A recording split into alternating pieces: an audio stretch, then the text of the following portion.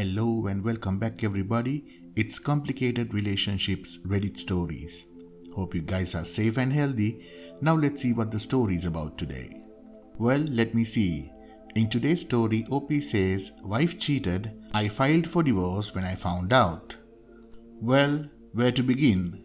My soon-to-be ex-wife and I were together for 25 years, 22 of those married. Prior to this, there were no infidelities or large problems. We have 4 children, a pair of twins, boy and girl, 20 years old, a son that's 19, and our youngest daughter is 15. I filed for divorce in mid-December and had her move out of the home back to her parents. Got a lot of voicemails left and emails and even handwritten letters about how sorry she is about what she has done. I never replied in any way. When it finally dawned on her, I was really going through with this and there was nothing she could do to stop it. Something bad could have happened if her parents hadn't stayed at home to keep an eye on her. Apparently, her relationship became fully physical only recently, late November or early December. Still, she was having an emotional affair for at least 2 months before that. I don't care to find out how long, since it would not really help me in any way. Since it was a married man whom she had the relationship with, I have notified his wife, so he's getting divorced too. Add to that, they are co-workers, which how they met in the first place, and I assume they used work time to start the relationship. For those who are going to ask, how did you find out? The answer is, I didn't. Our son and daughter, the twins, they did. They saw their mother making out with the other man in public and then they proceeded to inform me. I started digging around and found more than enough evidence of a prolonged relationship. I don't have many deal breakers and believe that marriage is something that's a continuous work in progress and you have to do your part to keep it alive and well, but cheating is something that I absolutely not overlook or forgive. It is nothing more than selfishness. I'm just telling you so you can understand me a bit better. Maybe, but that's a really reaching maybe, I could have tried to look past this if it had been a one-time thing and she immediately came to me contrite and remorseful. But she wasn't. I mean, she only started sobbing and bawling once she got caught. That to me is utterly worthless. It's easy to cry once your mess is put into the spotlight, but before all this, I have never noticed anything remorseful about her or any sign of guilt. I just cannot live with someone like that. Thankfully, all the kids were supporting and understanding when I told them that I was going to divorce their mother. Our youngest cried more than I did, but said I was doing the right thing for all of us. She did ask me if she could live with me. The other 3 already have places of their own, and I told her she didn't even have to ask. I think that's the best thing in this situation overall, just having the kids there, showing me not all those years being with my wife were a waste. Whatever she is like now, I can at least be grateful for our children, if nothing else. I love them more than anything.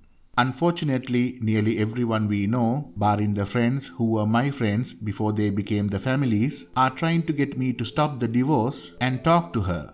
They are asking us to go to counseling or some other nonsense.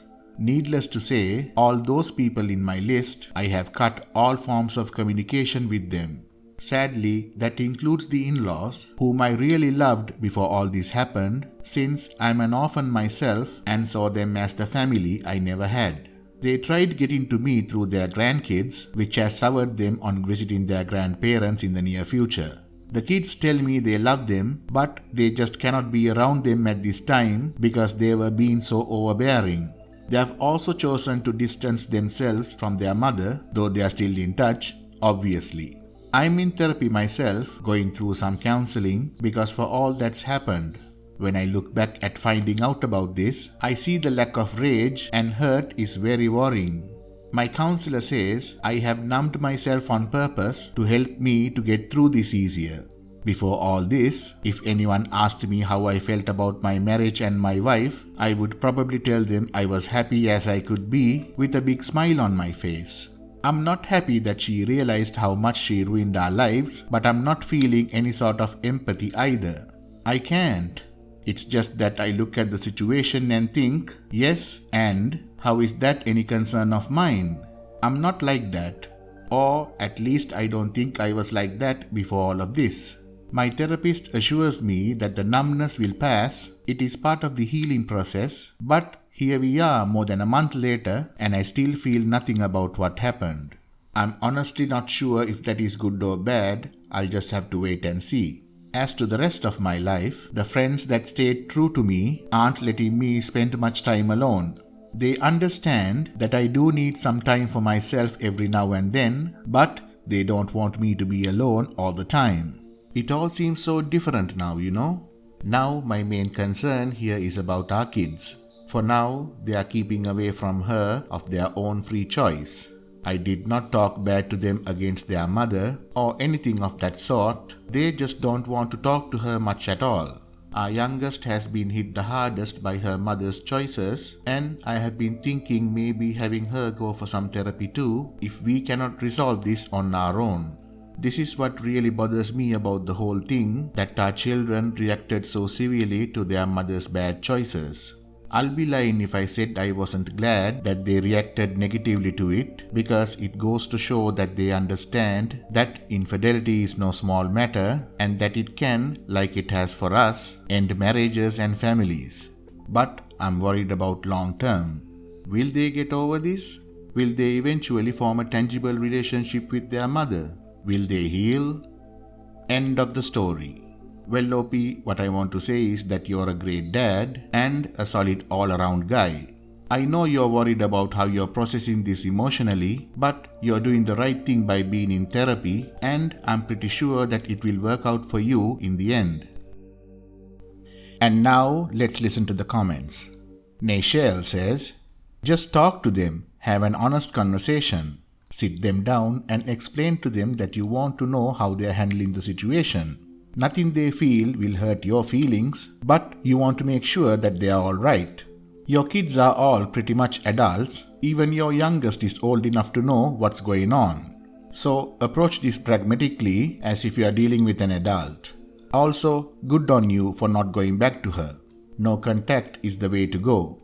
As much as I hate to say this, she is obviously hurting, and that may have turned her into a bit of an attention seeker. She is going through some things, but just as her mental health is important, so is yours. Don't allow yourself or your children to be put back to an unhealthy situation. OP's reply, we had a few times together, one-on-one. When I talked with them about this, it seems like it was weighing a lot on their minds. But still, they seem to be cautious, like they expect me to break it at any given moment because I didn't show any big emotion until now. Or I'm just overthinking things. They are really important to me, and I'll see about talking with them again real soon. They have been around more often since this happened and asking if they maybe would feel comfortable talking with a professional instead of me. As far as their mother and myself are concerned, I don't have any plans whatsoever to get in touch with her, though it has been hinted at me by my therapist that at one point, if she sought therapy, I might be asked to come along. But I'm not really sure I could or even want to do that. Her mental health, as cold as this sound, is none of my concern as long as it doesn't have an impact on my children in a negative way. Thank you for your advice and kind words. No more Mr. Nice Guy says, going through something similar. I discovered my wife's affair with a co-worker on Christmas Eve of all times. It had been going on for about 6 weeks. I became suspicious when I noticed a change in behavior and I checked her phone bill. 5,000 messages to one number. I confirmed by calling and recognizing the voice on the other end. We had grown apart for a period of years and shut each other off emotionally. Even though there's no excuse, I know my behavior played a big role in the state of our marriage. I also haven't been completely innocent and came clean about my transgressions, although they were not physical affairs. We are going to counseling, both marriage and individual. 18 years together is too long just to throw away without trying to fix things. OP's reply, I'm sorry to hear that, but my situations are very different. There was no change in how we were together. There was no sudden distance between the two of us. We were as we always were, and then suddenly we weren't because she chose to cheat. If there was a problem present in our marriage, and if something bothered her, she only had to talk to me. We still had our Friday movie nights. We still went out together, though I admit it wasn't too often. We still cuddled and made love. We read books together in the same room without ever being bothered by the silence. Everything was normal until it wasn't.